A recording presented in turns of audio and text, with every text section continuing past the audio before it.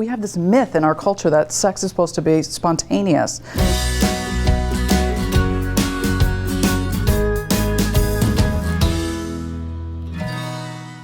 So there's a preconceived notion that single people have more sex than married people do.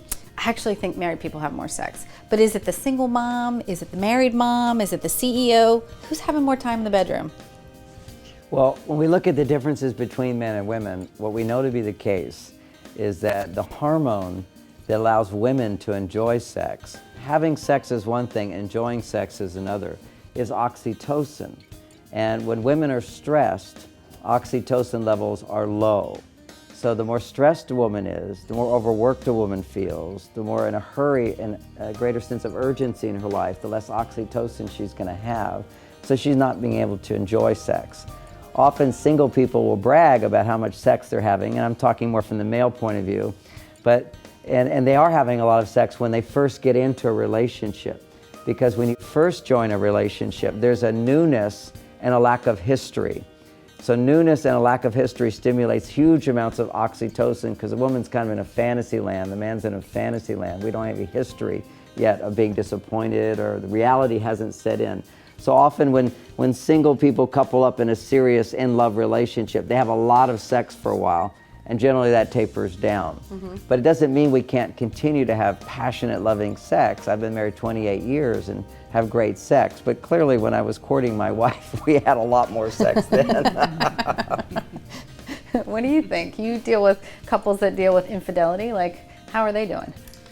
Well, that's kind of a different question, because recovering from infidelity brings up a whole new spectrum of issues. But I think that we long for someone in this space in between us. Attraction happens in that space. So we want someone who's over there. And if they're sitting next to us on the couch every night, not so much. Yes. So sometimes there's more of a spark if you're single and you're still in that space where there's an attraction because you're not totally together and merged yet. But that being said, sex also happens because of opportunity. If you're living with someone and you're there all the time, there's a lot more opportunity for that connection to happen. But I agree with John, if there's a space for an emotional connection first, women have a tendency to want that first in order to have sex. And what I see is that men have sex in order to have an emotional connection. So sometimes, there's there's that crossover that's hard to, climb over in the middle of the bed. Yeah. Well, and I think I work with a lot of singles, and what I think happens is that they have a lot of sex in the beginning, they're exploring themselves, and then it gets to the point where they make a decision they want to get married.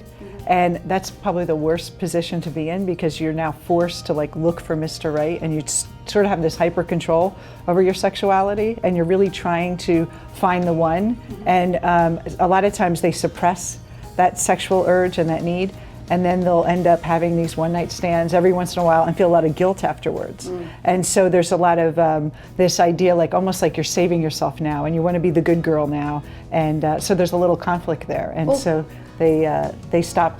They claim they want to have sex, but they don't want to just have a fling anymore. Well, why do we think single people have more sex than married people? I mean, that's a really common sort of misconception in the media. What do you think? Well, I think actually, just going back to what you were saying before, is I don't know that it's a single or married thing. Actually, just depends on your levels of stress. And I work a lot with entrepreneurial women, right, who aren't in corporate America, who aren't necessarily staying at home. And generally, they've taken their schedule, or they've taken their well-being into their own hands. And so they have a lot more say-so how much, how when, and how much they're enjoying. They can certainly fall into the trap of, now I'm my own boss and I'm just going to be as stressed as I was in corporate. But usually, I'd say they're having the most and the best quality sex. Says the entrepreneur. Says the entrepreneur. That's right. Well, I think, we have this myth in our culture that sex is supposed to be spontaneous. And I can tell you that if you're working a full-time job and you have a family and a house, you're not going to come home and sweep the dishes off the kitchen table and say, "Take me now." I mean, that's never going to happen.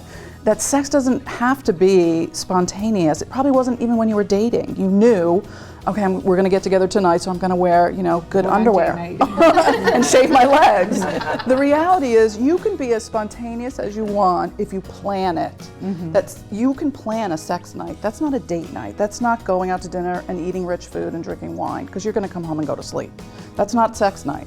But if you plan one night a week to carve out for our sacred erotic night, that's not the roommate stuff, the companionship, the daily management of your lives together. It's the time when this is when we can be as spontaneous as we want within this time that has to do with us, that makes us more than just roommates. So what it looks like here is that couples are having more sex than singles. Sorry, single people. But sex does naturally change the longer you're together. Create some space, create some distance, plan it out. Wear your good underwear. Just in case.